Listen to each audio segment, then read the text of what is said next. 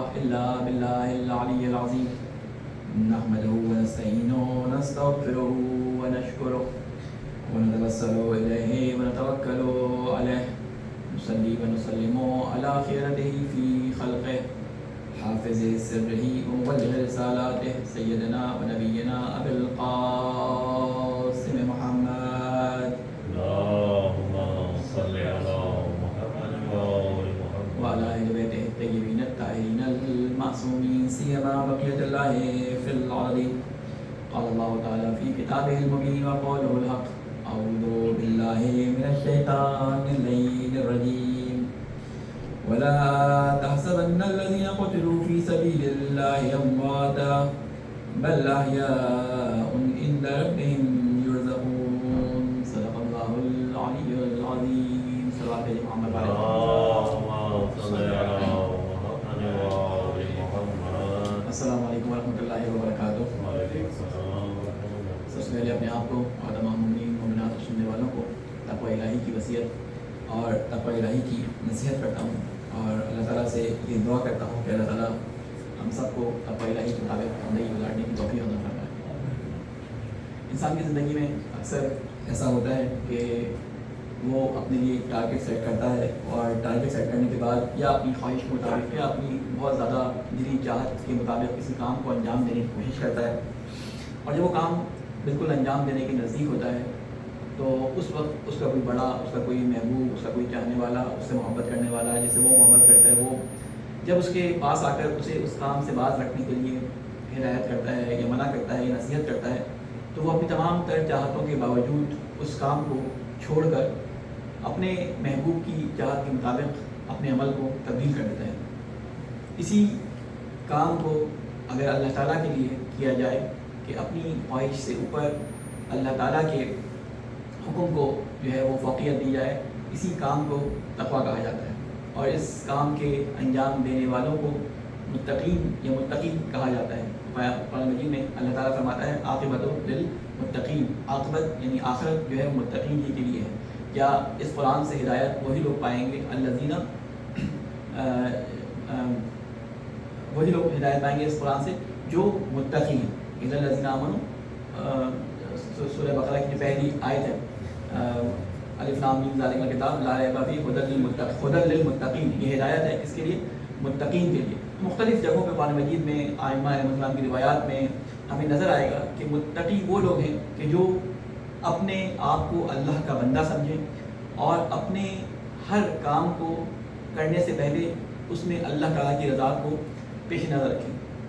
ہم جن لوگوں کو جانتے ہیں، انبیاء علیہ السلام کی تاریخ ہمیں معلوم ہے، ائمہ علیہ السلام کے واقعات ہمیں معلوم ہیں، ان کی زندگی ایسے افراد سے بھری پڑی ہے. لیکن ظاہر وہ ہمارے لیے ایک رول ماڈل ہے.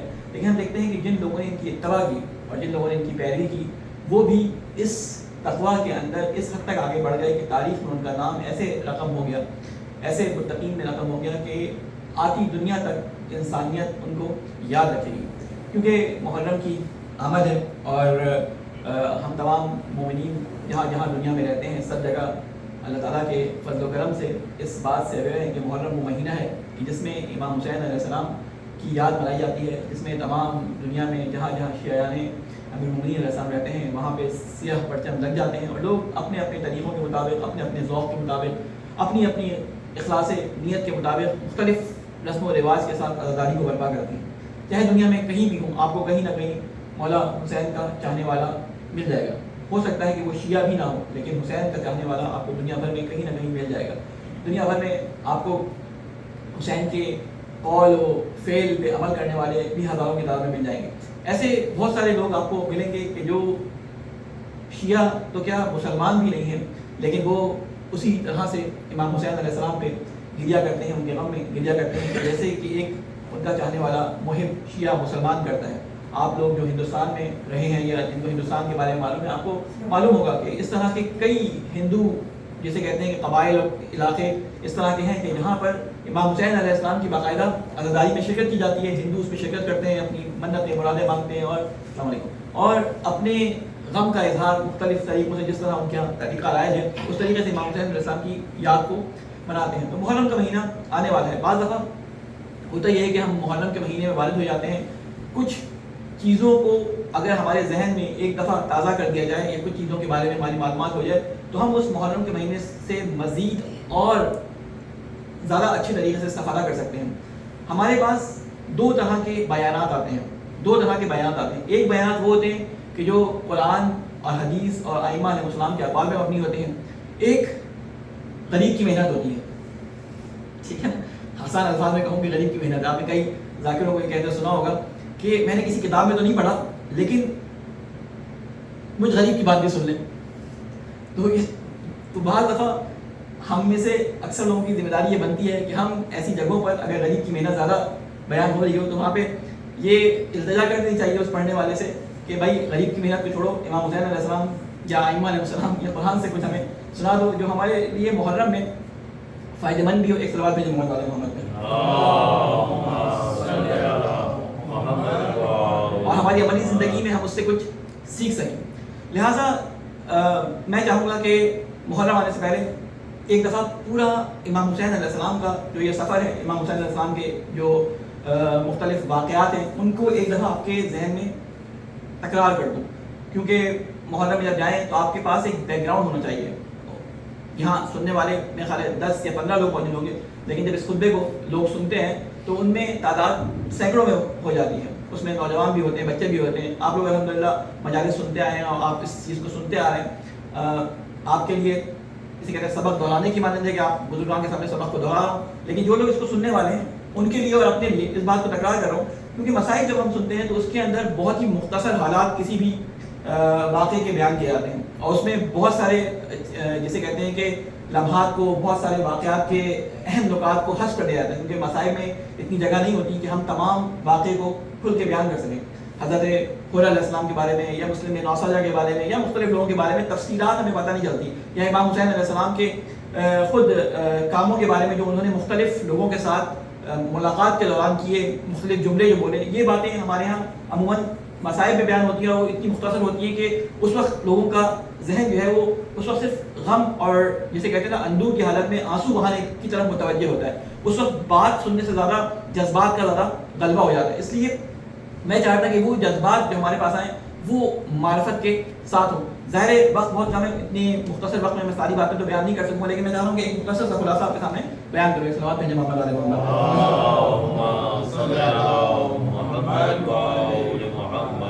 اگر آپ کو امام حسین علیہ السلام کا وہ جملہ یاد ہو کہ جو آخری وقت جب امام حسین علیہ السلام کے جسم پہ تیروں کا جسے کہتے ہیں کہ پوری طرح سے بوچھار ہو چکی تھی اور تیر چاروں طرف سے امام حسین کے جسم پہ لگ چکے تھے, گھوڑے سے آپ نیچے تشریف لا چکے تھے.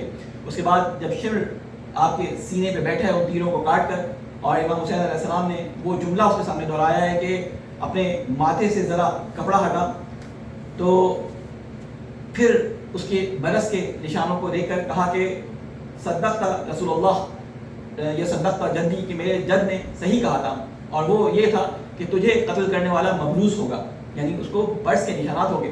اس پہ شمر کو اتنا غصہ آیا کہ اس نے امام حسین علیہ السلام کے جسم کو پلٹ کر یعنی چہرے کو زمین پہ خاک ریگ کربلا پہ پلٹ دیا اور آپ کی کمر پہ سوار ہو گیا. اس موقع پر امام حسین علیہ السلام نے ریگ کربلا کو جمع کیا اور جمع کرنے کے بعد اپنا سر اس ریگ پہ رکھا, اور اس وقت جو جملے کہے اسے کئی لوگوں نے مختلف طریقوں سے, خود امام حسین علیہ نے اور مختلف جو وہاں پہ موجود لوگ تھے, جو دشمن کے جو رپورٹرز تھے, انہوں نے اس جملے کو نقل کیا. اور وہ جملہ کیا تھا؟ وہ جملہ یہ تھا بسم اللہ و باللہ علی ملت رسول اللہ لا معبود سوا. طویل جملہ تھا, اس میں سے ایک مختصر کارنرز کے افراد آپ کو بیان کر رہا ہوں کہ بسم اللہ و باللہ علی ملت رسول اللہ لا معبود سوا یا غیاث المستغیثین. میں اللہ کے نام سے آغاز کرتا ہوں اور اللہ ہی کے سہارے سے ہوں, رسول اللہ کی ملت پر قائم ہوں اور تیرے سوا کوئی میرا معبود نہیں. یہ لب لباب تھا امام حسین علیہ السلام کی پوری زندگی کا, یا یوں کہہ لو کہ اسلام کا خلاصہ امام حسین علیہ السلام نے اس میں بیان کر دیا کہ جس مقصد کے لیے امام حسین علیہ السلام قربانی دے رہے ہیں, جس مقصد کے لیے امام حسین علیہ السلام نے اپنے بچوں کو قربان کر دیا, اپنے اصحاب کو قربان کر دیا, اپنے خاندان والوں کی اسیری کو برداشت کیا, وہ مقصد کیا تھا؟ اللہ تعالیٰ کی توحید کو لوگوں تک صحیح طریقے سے پہنچانا. وہ آیت آپ نے سنی ہوگی کہ جس میں اللہ تعالیٰ نے یہ فرمایا تھا هو الذی ارسل رسولہ بالہدی ودین الحق لیظہرہ علی الدین کلہ. اس کا مصداق امام حسین علیہ السلام کا پورا یہ انقلاب، پورا یہ تحریک کا سلسلہ ہمیں نظر آتا ہے کہ اللہ تعالیٰ قرآن مجید میں یہ فرماتا ہے کہ اس نے اپنے رسول کو بھیجا، ٹھیک ہے، تاکہ کیا کرے کہ وہ دین، ہدایت اور دین کو، وہ اس کے حق کو ظاہر کر دے، اپنے دین کو، ہدایت کو، حق کو ظاہر کر دے اور پوری دنیا کے سامنے ظاہر کر دے۔ یہ ہدف مختلف ائمہ علیہ السلام کا بھی رہا، لیکن امام حسین علیہ السلام کو ان میں سے یہ موقع لگا، کیونکہ اگر مقصد امام حسین علیہ السلام کو مختلف جگہوں پہ آپ ان کے مختلف خطبوں میں سنیں تو آپ کو یہ مقصد واضح طور پہ نظر آئے گا کہ امام حسین علیہ السلام کا مقصد کس وجہ سے یہ 10 سال کی تاخیر تھی۔ یہ پوری باتیں امام حسین نے اپنی مختلف خطبوں کے اندر بیان کی ہیں اور کیوں اب وہ اٹھے ہیں۔ اس کا مختصر خلاصہ ایک لائن میں اگر بیان کیا جائے تو وہ یہ کہ امیر شام جو تھا، حاکم شام جو تھا، وہ بظاہر مسلمانوں والی زندگی گزار رہا تھا۔ اس کے بعد امام حسن علیہ السلام کا اس سے معاہدہ تھا جس کے پاس میں امام حسین علیہ السلام خاموش تھے، لیکن جیسے ہی یہ واصل جہنم ہوا ہے تو یزید برسر اقتدار آیا ہے، اور یزید نے برسر اقتدار آنے کے بعد مختلف جگہوں پہ اپنی بیعت کا مطالبہ کیا ہے، اور ان بیعت کے مطالبوں میں سے اس نے ایک خط حاکم مدینہ نعمان بن بشیر کو لکھا اور اس میں لوگوں سے بیعت لینے کا جہاں پہ حکم دیا، وہاں پہ 3 شخصیات کا خصوصی طور پہ ذکر کیا کہ ان سے بیعت ضرور لے لینا، اور اگر یہ تمہاری بیعت نہ کریں تو ان کو، یعنی ان کا سر کاٹ کے میرے پاس بھجوا دینا۔ اتنی سخت ہدایات اس کے اندر موجود تھی۔ اب اس نے یہ خط پڑھا اور اس نے امام حسین علیہ السلام، عبید اللہ ابن زبیر اور عبداللہ بن عمر، ان تینوں کو یہ نامے الگ الگ بھجوائے۔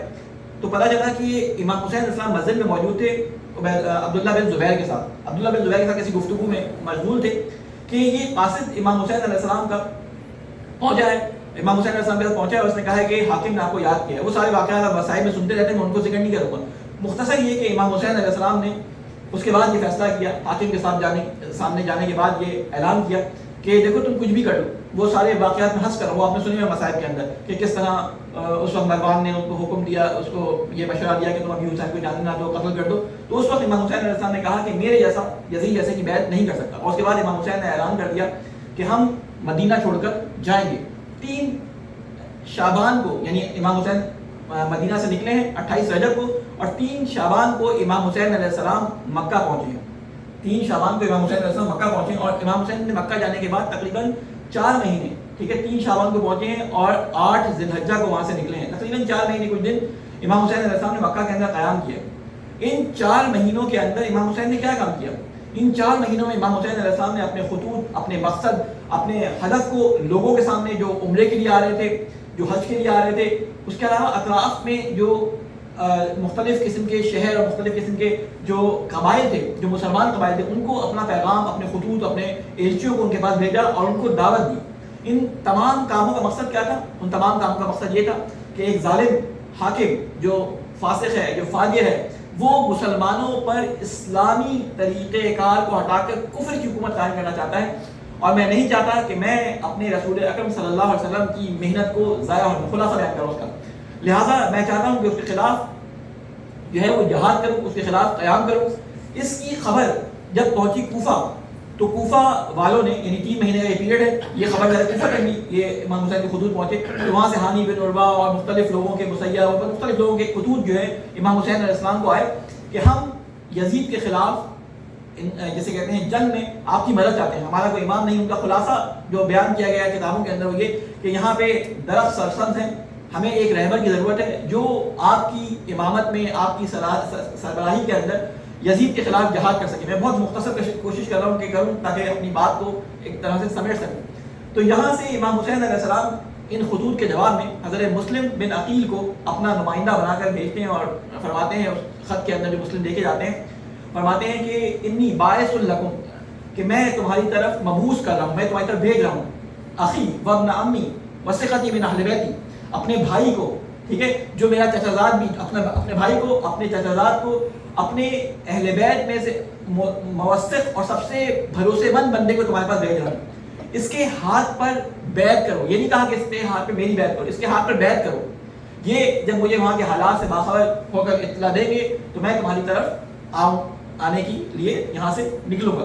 یہ کاروان مسلم علیہ السلام کا ایک چھوٹا سا 3 بندوں کا کاروان نکلتا ہے۔ پہلے حضرت مسلم مدینہ جاتے ہیں، وہ سارے حالات ابھی بیان کرنے مقصود نہیں ہے، حضرت مسلم کی شہادت پہ آپ یہ تمام باتیں سن چکے ہیں۔ حضرت مسلم چلے جاتے ہیں، کسی نہ کسی طریقے سے وہ پہنچ جاتے ہیں کوفہ کے اندر تقریباً 30,000 لوگ حضرت مسلم علیہ السلام کے ساتھ ہاتھ پہ بیعت کر لیتے ہیں اور اس کی اطلاع حضرت مسلم علیہ السلام بھجوا دیتے ہیں امام حسین علیہ السلام کو. تو امام حسین علیہ السلام اس خط کو پانے کے بعد 8 ذی الحجہ کو جو ہے وہ دیکھتے ہیں. حج ابھی ہونے والا تھا تو 8 ذی الحجہ کو دیکھتے ہیں کہ احرام کے اندر یوم ترویہ کہلاتا ہے. یوم ترویہ یعنی پانی جمع کرنے کا دن, اس میں تمام حاجی پانی جمع کرتے ہیں اور وہ یوم ترویہ کہلاتا ہے, ٹھیک ہے نا. 8 ذی الحجہ, 9 ذی الحجہ اور 10 ذی الحجہ, پھر یہ حج کے 3 ایام ہوتے ہیں. تو آپ نے دیکھا کہ بہت سارے ایسے لوگ ہیں جو احرام میں ہیں لیکن انہوں نے احراموں میں تلواریں چبائی ہوئی ہیں. تو اس وقت امام حسین ایک فیصلہ کرتے ہیں کہ میں ایک بالش مدینے سے باہر مرنا پسند کروں گا, لیکن میں مکے سے باہر مرنا پسند کروں گا, لیکن مکے کی حرمت کو پامال نہیں ہونے دوں گا. لہٰذا امام حسین علیہ السلام 8 کو جب سب کے سب مکے کی طرف جا رہے ہوتے ہیں, خانہ کعبہ کی طرف جا رہے ہوتے ہیں, تو امام حسین علیہ السلام اپنے خاندان کو وہاں سے لے کے, جو اپنا قافلہ ایک مختصر وہاں بن چکا ہوتا ہے اور جو ساتھ لے کے آئے ہوتے ہیں, ان سب کو لے کر وہاں سے مکہ سے نکل جاتے ہیں اور یہ سفر شروع ہو جاتے ہیں کوفے کی طرف. جب کوفے کے راستے میں ہوتے ہیں تو یہاں پہ امام کی ملاقاتیں کئی لوگوں سے ہوتی ہیں. اب دیکھیں کب نکلے ہیں, 8 ذی الحجہ کو نکلے ہیں. 8 ذی الحجہ کو نکلے ہیں تو مدینے کا پہنچے ہیں کربلا کا پہنچے 2 محرم کو. تو یہ 8 ذی الحجہ سے لے کر 2 محرم تک تقریباً 9 ایک سوال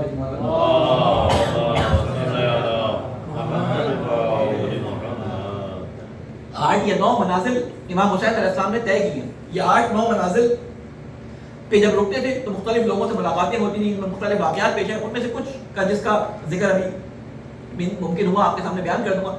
مختصر یہ کہ امام حسین علیہ السلام جب نکلے ہیں تو یہاں پر بہت سارے لوگوں سے آپ کی ملاقات ہوئی ہے, یہاں پہ لوگوں کو دعوت دی ہے. ان میں سے کچھ ایسے لوگ ہیں جو امام حسین علیہ السلام سے ملنے کے بعد بدبخت ہو گئے اور کچھ ایسے لوگ تھے جو خوشبخت ہو گئے. کچھ کلی کترا کے گزر گئے. ان کا کیا ہوا عاقبت وہ اللہ تعالیٰ بہتر جانتا ہے, یقین اچھی نہیں ہوئی ہوگی. کیوں؟ اس لیے کہ انہوں نے امام حسین علیہ السلام کو محبت تو بہت دکھائی, مشورے تو بہت دیے, لیکن امام کے ساتھ نہیں آئے, ٹھیک ہے نا. تو میں ان میں سے 1-2 کا ذکر کروں گا تاکہ ہمارے ذہنوں میں بیٹھ جائے کہ کس طرح امام کے بلانے پر جو بہت فیمس لوگ ہوتے ہیں, جو بڑے دیندار لوگ ہوتے ہیں, جو بڑے اپنے زمانے کے اندر اپنے آپ کو دیندار یا اپنے آپ کو بڑا لیڈر یا رہبر کسی قوم کا یا کسی قبیلے کا یا کسی محلے کا یا کسی اپنے خاندان کا سمجھ رہے ہوتے ہیں اور اپنے آپ کو دینداری کی وجہ سے لوگوں میں مشہور ہوتے ہیں, ان کا حال کیا ہوتا ہے. ان میں سے پہلا شخص جو امام حسین علیہ السلام کو ملتا ہے, ایک سلام بھیجو محمد علیہ پہلا شخص جو امام حسین علیہ السلام کو ملتا ہے وہ ہے عبداللہ بن عبید اللہ بن حر جوفی. عبید اللہ بن حر جوفی کون ہے؟ یہ ایک چھوٹے سے علاقے کا ایک جسے کہتے ہیں بڑا سردار تو نہیں کہوں گا, ایک بڑا ہے, یعنی ایک بڑا تاجر ہے. اس کے انڈر میں بہت سارے جسے کہتے ہیں کارمند کام کرتے ہیں, کئی 100 لوگ اس کے اثر نفوذ میں ہیں. یہ کوفہ سے نکل کے جا رہا ہوتا ہے تو راستے میں اس کو ایک جگہ پہ امام حسین علیہ السلام کے قافلے سے ٹکراؤ ہو جاتا ہے اس کا. تو امام حسین علیہ السلام کو یہ پتہ چلتا ہے کہ خیمہ لگا ہوا ہے ایک جگہ پہ, مقام قادسیہ پہ یا مقام سالمیہ پہ کہیں پہ موجود ہوتے ہیں. تو وہاں پہ امام حسین علیہ السلام پوچھتے ہیں کہ خیمہ کس کا ہے, تو کہتے ہیں کہ عبید اللہ بن حر جوفی کا خیمہ ہے. تو امام حسین علیہ السلام اپنے جو مؤذن ہیں مسروق ان کے فیملی نیم ہے, ان کو بھیجتے ہیں کہ جاؤ اس کو بلا کے لاؤ. اس کے قبیلے کا ہوتا ہے. تو حجاج بن مسروق اس کے پاس جاتے ہیں تو وہ آنے سے منع کر دیتا ہے کہ میں امام سے ملاقات نہیں کرنا چاہتا, میں تو کوفے سے بچ کے نکلا تھا کہ اس شر سے بچا رہا ہوں, میں حسین سے ملاقات نہیں کروں گا. تو جب امام حسین علیہ السلام کو یہ بات پتہ چلتی ہے تو امام حسین بنفس نفیس اس کے خیمے میں جاتے ہیں. سوچیں کہ آپ امام حسین پہلے بلاتے ہیں, وہ نہیں آتا, اور امام حسین خود چلے آتے ہیں حضرت عباس اور مختلف اپنے مختلف اصحاب کے ساتھ اس کے خیمے میں خود چلے آتے ہیں.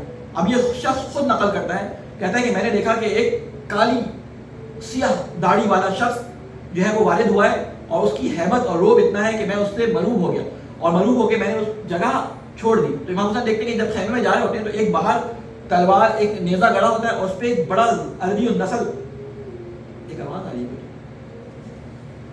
ہاں سر ایک سلام ہے جو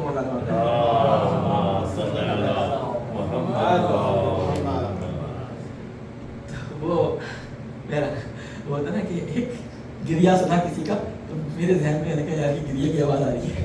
ایک سلام دے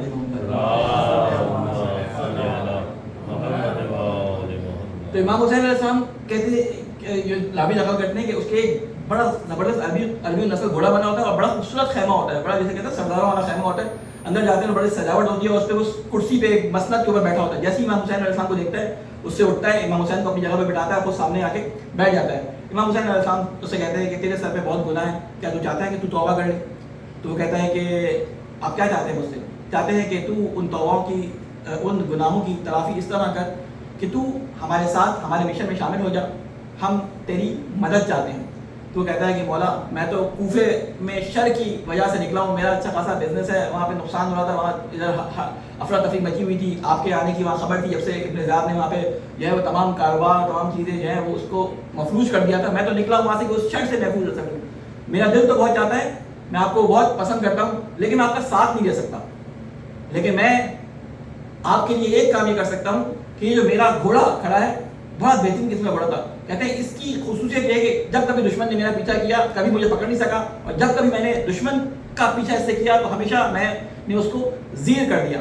आप ये घोड़ा ले जाएं, आज के ज़माने में आप मेरी लैंड क्रूज़र ले जाएं, लेकिन मैं आपके साथ नहीं आ सकता, ठीक है ना? ये चाबी है, ये आपके नाम करता हूँ, मेरी खुलूस नियत सारी इस लैंड क्रूज़र के अंदर है, मैं सारी ज़िंदगी पैसा जमा करके ये लिए, आप ये ले जाए। तो इमाम हुसैन ने वहाँ पे जवाब क्या दिया कि हमें ऐसे गुमराह लोगों के माल की भी ज़रूरत नहीं है, हमें तुम्हारे नफ्स की ज़रूरत है, तुम्हारी जान की ज़रूरत है, और तुम्हारी ज़रूरत है। जब तुम हमारे साथ नहीं हो तो हमें ऐसे गुमराह लोगों को किसी चीज़ की ज़रूरत नहीं है, चाहे तुम जितना इंफाक करो, जितनी तुम अपनी मिल्कियत में से देना चाहो, हमें वो कबूल नहीं। और ये कह के इमाम हुसैन आया। ये बदबख्त सरदार था जिसको इमाम हुसैन खुद बुलाने गए थे, ये नहीं आया। एक और सरदार का जिक्र मिलता है, ये हज करके इमाम हुसैन अलैहिस्सलाम के साथ निकला था। हज करके इमाम हुसैन के काफिले के साथ साथ जा रहा था, लेकिन ये चाहता था कि इमाम हुसैन से मुलाकात ना हो। और ये कौन था? ज़ुहैर इब्न कैन। ये ज़ुहैर इब्न कैन अपने मुख्तसर से छोटे से काफिले के साथ अपने घर वालों, अपने गुलामों और कुछ इलाके के लोगों के साथ हज करके आ रहा होता है, लेकिन ये अपने आप को दूर रखता है इमाम हुसैन अलैहिस्सलाम से कि इमाम हुसैन से मुलाकात ना हो जाए।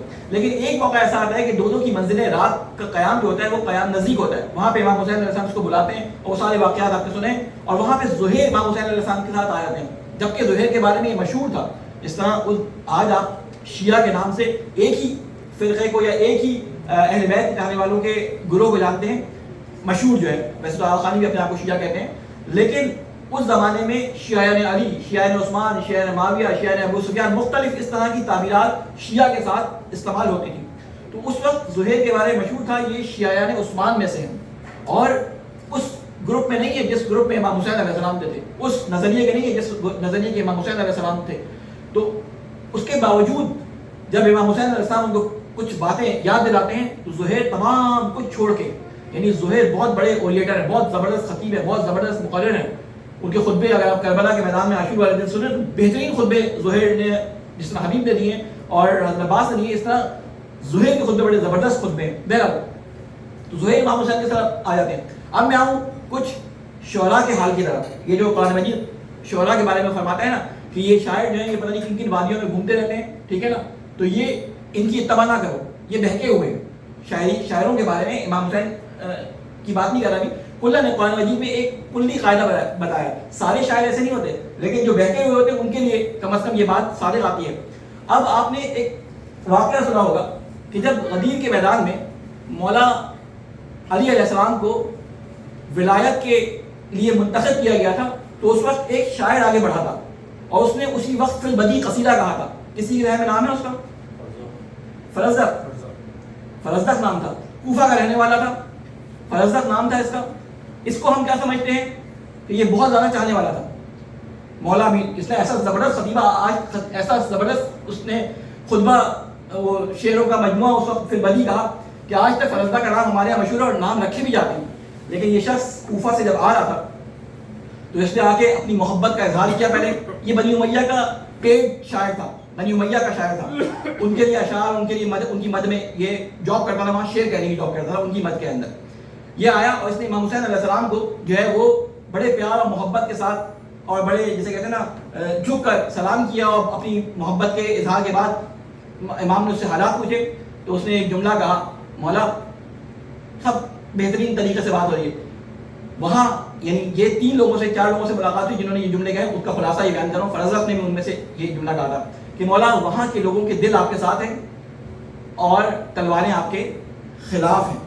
और उसके कहने के बाद ये इमाम हुसैन के साथ रुका नहीं, ये आगे चला गया آج کل بھی آپ نے بہت ساری پوسٹر دیکھی ہوں گی نا، فلاں شاعر نہیں بول رہا، فلاں یہ نہیں بول رہا، اور حق میں نہیں بول رہا، یہ نہیں بول رہا.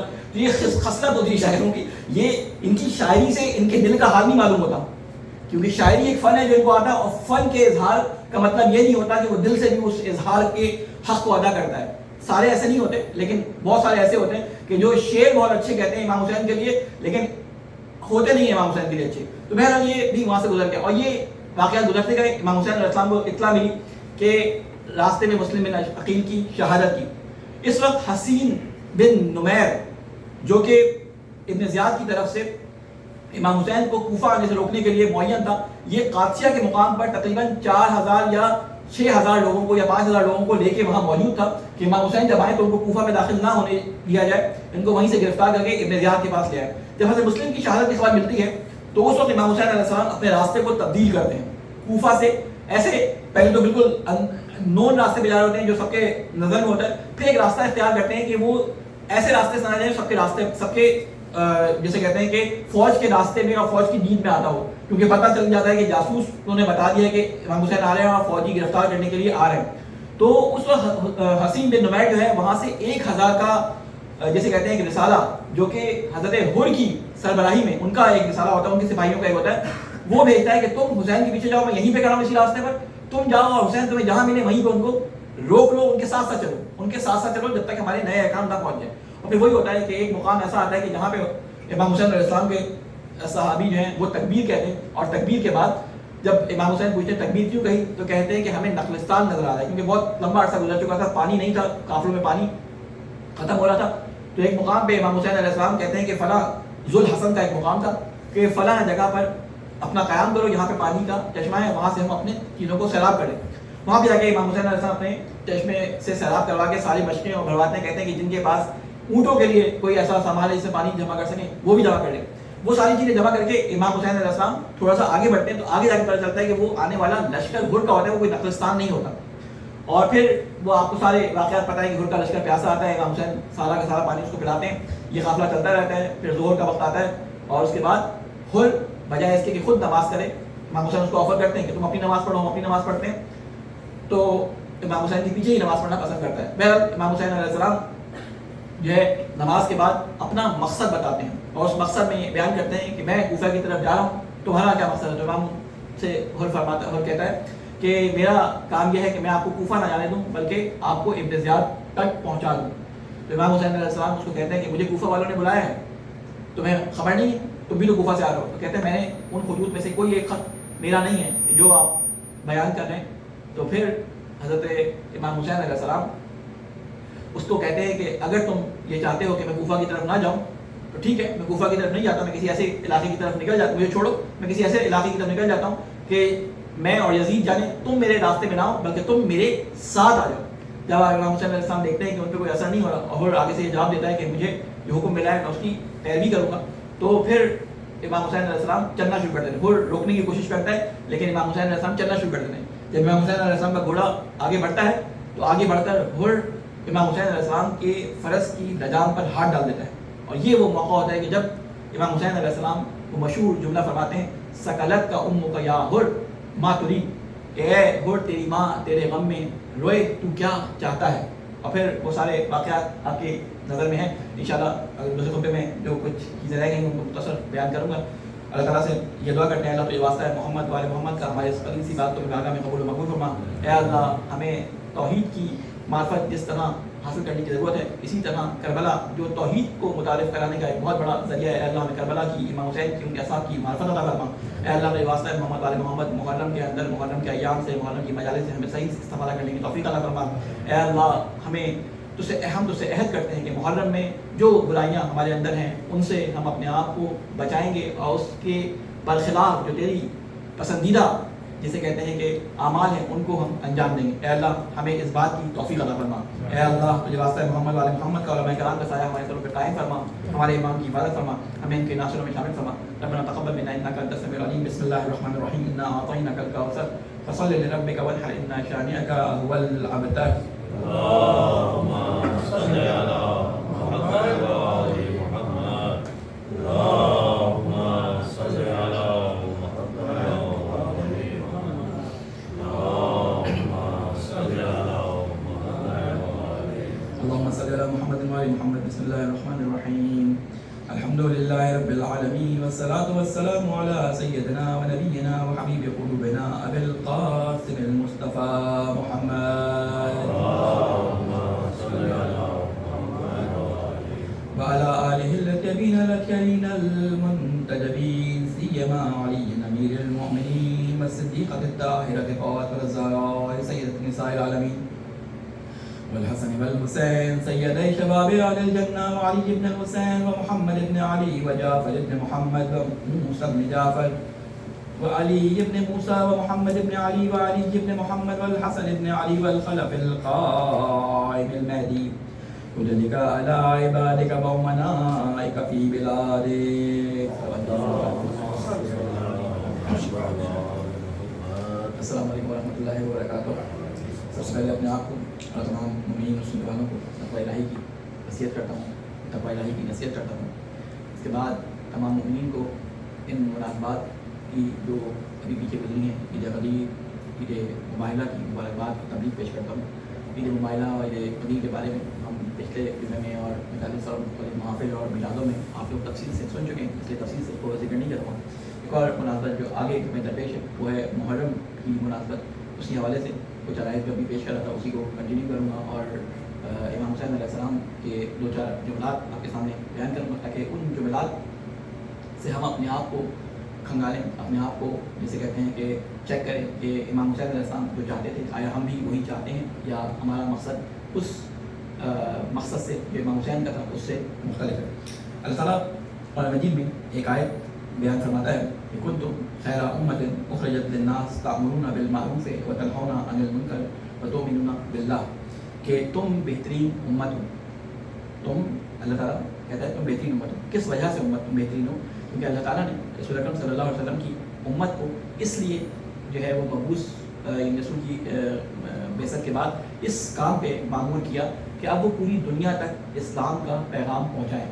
اور رسول اکرم صلی اللہ علیہ وسلم کا آخری خطبہ اگر آپ کو یاد ہو تو رسول اکرم صلی اللہ علیہ وسلم نے جو تمام اپنی باتیں جو نبوت کے 23 سال میں انہوں نے ان کو بتائی تھی، ان تمام چیزوں کا اقرار لے لیا، ان کے پہنچانے کا اقرار لے لیا. تو پھر تمام لوگوں کو اس بات کا جسے کہتے ہیں کہ متضمن ٹھہرایا تھا، اس بات کا جسے کہتے ہیں کہ ان پہ واجب کیجیے ایک بات کہ تم جو یہاں موجود ہو میری تمام باتوں کو آگے پہنچا دو. یعنی یبلغ الشاہد الغائب، کہ جو یہاں پہ حاضر ہے وہ غائبین پہ والدین والد اپنے بیٹوں کو میرے اس پیغام کو پہنچا دیں. اور وہ پیغام جو رسول اکرم صلی اللہ علیہ وسلم نے ہمیں حکم دیا تھا پیغام پہنچانے کا، وہ اسی آیت کے زمرے میں ہی تقریباً آتا ہے. کیونکہ اب تم معمور ہو، تم وہ امت ہو، تم بہترین امت ہو جو کیا کرے گی؟ کنتم خیر امۃ اخرجت للناس، جو لوگوں کے لیے نکلتے ہیں، جو لوگوں کو بیان کرنے کے لیے نکلتے ہیں. تأمرون بالمعروف ہے، تم لوگ وہ ہوگے اگر بہترین اس وقت ہو کہ جب تم حکم دو نیک باتوں کا، یعنی تم نیک باتیں لوگوں کو بتاؤ اس بات کے ڈر کے بغیر کہ اس بات کے کرنے سے کیا میرا افیکٹ پڑے گا، کتنا میرا امیج بنے گا، کتنا میرا امیج گرے گا، کون میرا دشمن ہوگا، کون میرا دشمن نہیں ہوگا.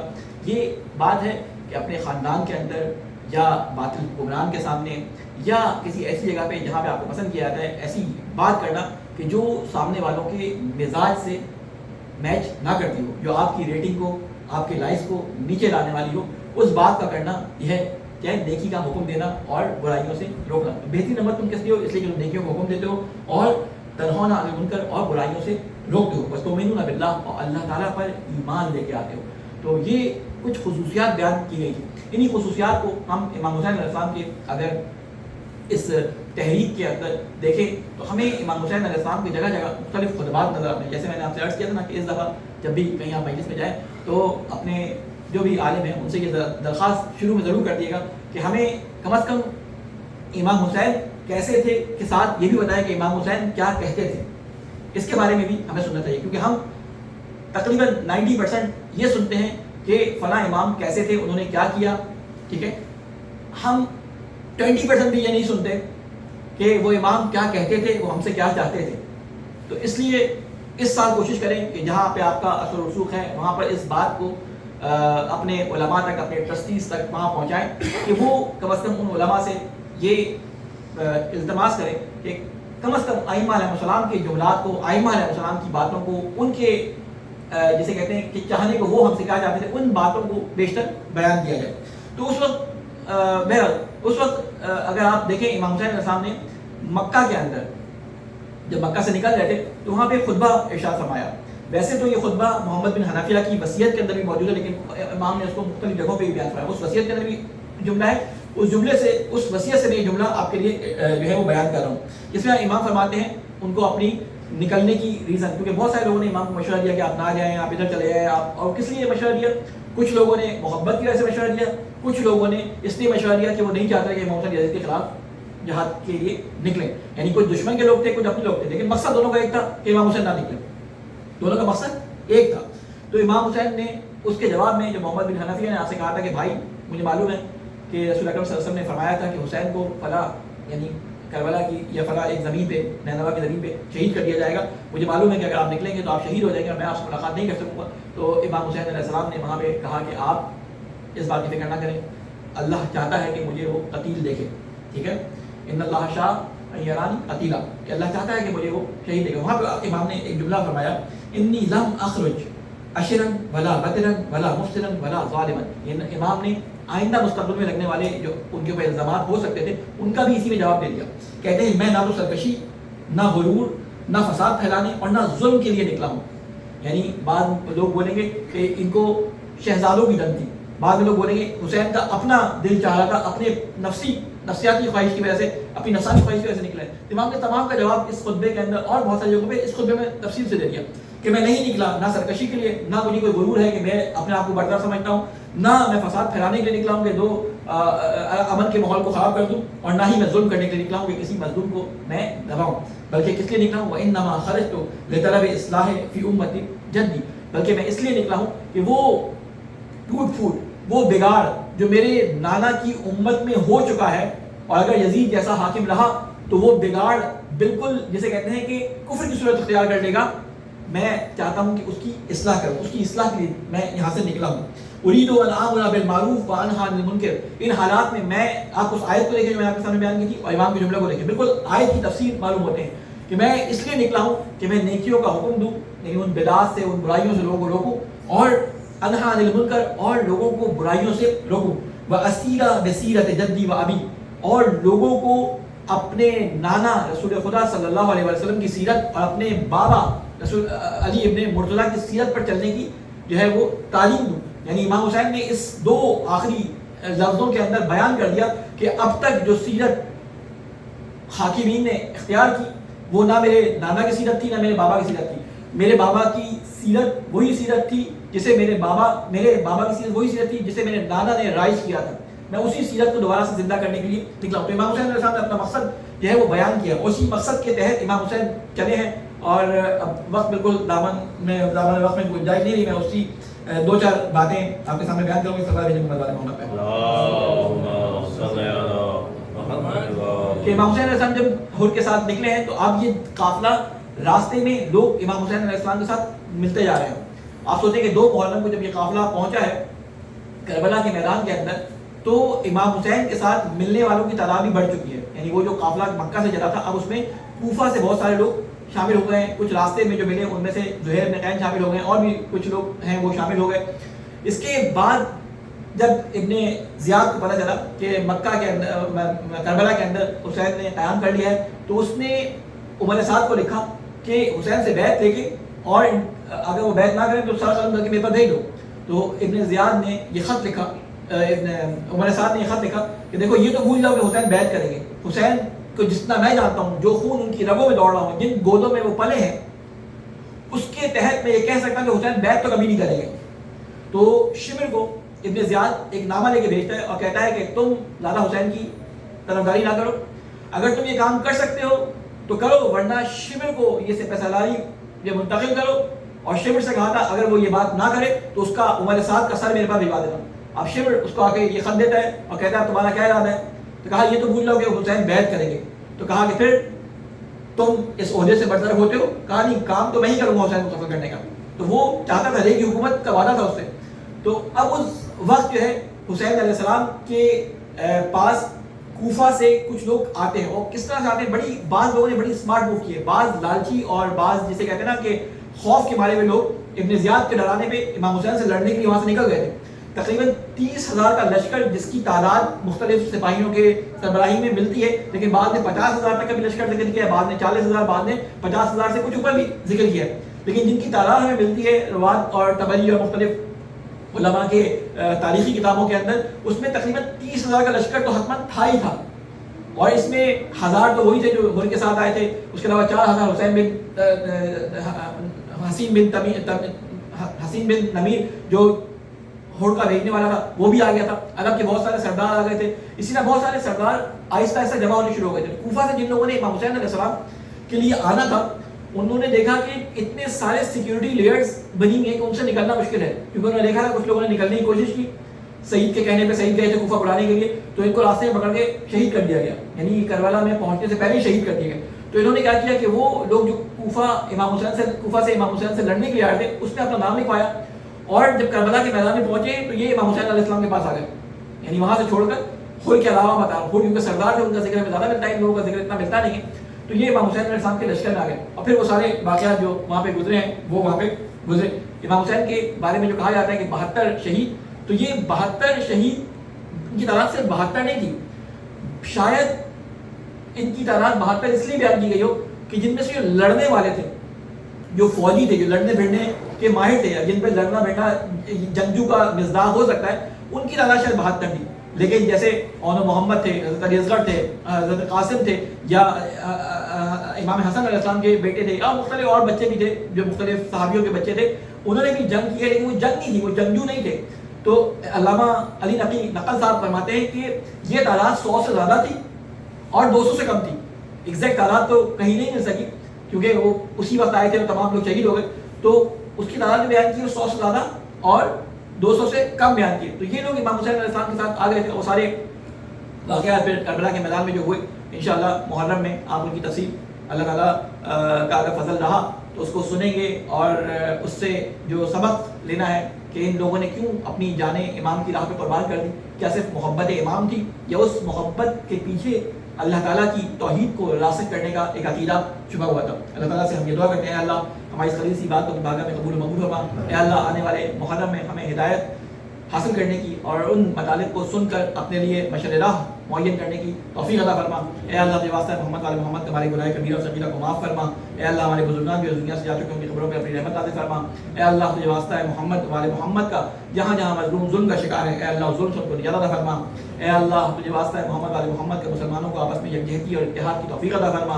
اے اللہ ہم سب مل کر امام زمانہ کے اصحاب میں شامل ہو سکیں۔ اے اللہ ہمارے امام کی حفاظت فرما، ہمیں ان کے اصحاب میں شامل فرما۔ ربنا تقبل منا انک انت السمیع العلیم۔ بسم اللہ الرحمن الرحیم۔